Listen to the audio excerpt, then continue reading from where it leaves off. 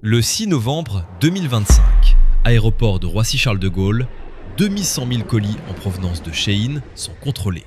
Résultat, 8 colis sur 10 sont non conformes.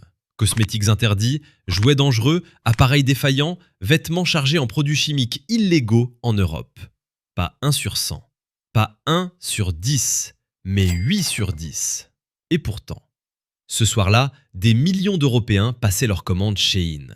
Bienvenue dans le dossier que Shein ne voulait pas qu'on ouvre. Avant d'aller plus loin, quelques chiffres pour mesurer l'ampleur de ce dont on parle. Shein, fondée en 2015. En 2023, 32 milliards de dollars de chiffre d'affaires. En 2024, 38 milliards. Numéro 1 de la mode en ligne mondiale. En France uniquement, 963 millions d'euros de ventes l'an dernier, loin devant tous les concurrents français réunis. 600 000 nouveaux vêtements mis en ligne chaque jour. Pour comparaison, Zara sort environ 10 000 nouveaux produits par an. Shein en sort autant en moins de 12 heures. L'empire est présent dans 150 pays, valorisé à 90 milliards de dollars. Et derrière cet empire, il y a un homme que presque personne ne connaît. Son nom, Zhu Yangtian, connu aussi sous le nom de Chris Zhu ou Sky Zhu. Né en 1984, parents ouvriers, famille modeste de la ville de Zibo. Il obtient un diplôme de commerce international en 2007. Son premier job, référencer des sites internet à Nankin. Puis, il lance une boutique en ligne. Des cafetières, des téléphones, des vêtements. Tout part. En 2015, il lance Shein. Et là, l'empire se construit. Mais voilà ce qui est fascinant avec cet homme.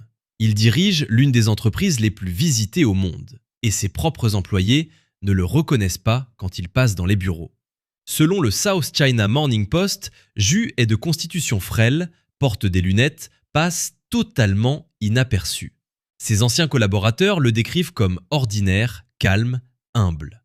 Un homme qui vaut des dizaines de milliards et que personne ne pourrait identifier dans la rue. Sa stratégie de discrétion est totale et calculée. Parce que, selon plusieurs sources, il est convaincu que toute attention supplémentaire ne ferait qu'intensifier les critiques contre Shein. Et des critiques, il y en a. La question que tout le monde évite de poser. Comment est-il possible de vendre un t-shirt à 3 €? Un t-shirt conçu, fabriqué, expédié depuis la Chine jusqu'à ta porte. À 3 €. La réponse, Publicaille, l'ONG suisse des droits humains, l'a documenté sur le terrain. Dans les usines des fournisseurs de Shein au Guangdong en Chine, semaine de travail de 75 heures, payée à la pièce. Un seul jour de congé par mois. Pas de contrat de travail, pas d'assurance. Plus de 12 heures par jour pour un salaire de misère. Publicaille a mené une première enquête. Shein a promis de s'améliorer. 2 ans plus tard, ils sont retournés vérifier. Les semaines de 75 heures, toujours la norme. Et la question du coton ouïghour plane au-dessus de tout ça. Aux États-Unis, la loi UFLPA présume que tout produit contenant du coton du Xinjiang a été fabriqué avec du travail forcé. La douane américaine peut bloquer ces importations. Shein a nié toute implication, mais son architecture financière elle-même, un labyrinthe de holdings à Singapour, en Irlande, à Hong Kong, rend toute vérification quasi impossible. Mais les conditions de travail ne sont pas le seul problème. Il y a aussi ce qu'ils font à leurs clients.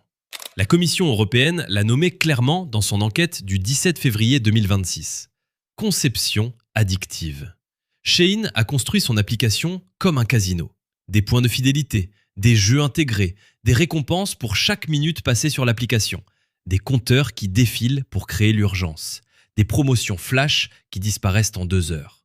La Commission européenne suspecte que ces mécanismes ont un impact négatif sur le bien-être des utilisateurs et encourage des comportements d'achat compulsifs.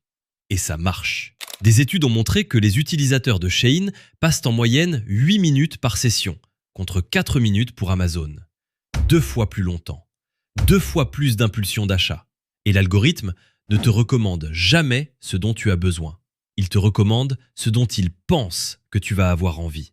En analysant chaque clic, chaque scroll, chaque hésitation. 600 000 produits nouveaux par jour. Un algorithme qui te connaît mieux que toi-même et une application conçue pour que tu ne la quittes jamais. Et ce qui a vraiment déclenché la tempête en Europe, ce n'est pas les produits chimiques, ce n'est pas les conditions de travail. C'est ce qu'on a découvert sur la plateforme en novembre 2025. Des poupées sexuelles d'apparence enfantine, en vente, librement, sur Shein.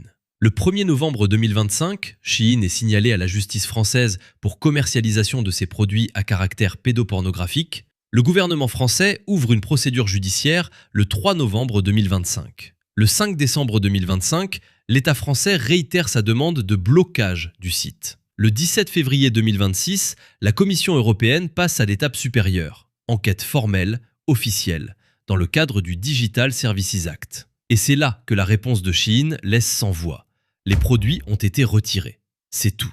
Pas d'explication sur comment ces produits ont pu apparaître. Pas de système renforcé annoncé. Pas d'excuses publiques. Les produits ont été retirés. Le même jour où l'enquête européenne est annoncée, la boutique Shein du BHV à Paris accueille 50 000 visiteurs. Et pendant que les enquêtes s'accumulent, Shein continue de ne presque pas payer d'impôts en Europe.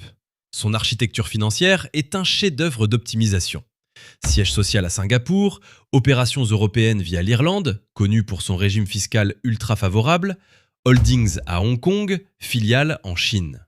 Et pendant des années, les petits colis de moins de 150 € entraient en Europe en franchise douanière totale. Zéro taxe, zéro droit de douane. Un avantage que les marques européennes, Zara, H&M, Mango, n'ont jamais eu sur leurs propres produits. La concurrence était faussée dès le départ. Le 26 mars 2026, le Parlement européen et le Conseil se sont finalement accordés pour mettre fin à cette exemption. Un droit de douane de 3 € sur les petits colis, applicable dès le 1er juillet 2026. Et le fondateur lui-même, Sky Zhu, a discrètement quitté le conseil d'administration de la holding principale de Shein il y a un an. Pourquoi à ce moment précis, alors que l'introduction en bourse à Londres se prépare? Publicaille parle de disparition du fondateur. Une entreprise de 90 milliards dont le fondateur a l'air de s'être évaporé au moment où les enquêtes s'intensifient. Et voilà le paradoxe le plus troublant de cette histoire. Enquête judiciaire en France. Enquête formelle de la Commission européenne. 200 000 colis contrôlés, 80% non conformes. Appel au blocage du site, scandale en cascade. Et le jour de l'ouverture de la boutique Shein à Paris, 50 000 personnes se déplacent. Ce n'est pas un paradoxe économique, c'est un paradoxe humain. Les scandales sont connus, publiés, documentés. Et pourtant, le prix à 3 €, la livraison rapide, les 600 000 choix quotidiens gagnent à chaque fois. C'est peut-être la vraie leçon du dossier Shein. Pas que l'entreprise est mauvaise, pas que les consommateurs sont naïfs, mais que dans un système où le moins-disant fiscal, le moins-disant social et le moins-disant éthique sont récompensés par le marché, le problème n'est pas Shein. Le problème, c'est le système qui a rendu Shein possible. Dis-moi dans les commentaires, est-ce que tu continues à acheter sur Shein après avoir vu ça? Ou est-ce que ces révélations changent quelque chose pour toi? Je veux lire ta réponse, sans jugement. Si ce dossier t'a intéressé, abonne-toi à Dossier Capital. Parce que chaque jeudi, on ouvre un nouveau dossier. Les secrets que les grandes entreprises paient des fortunes pour garder fermés. Le prochain dossier, c'est une entreprise que tu utilises chaque jour sans jamais te demander comment elle gagne vraiment son argent. La réponse va te surprendre.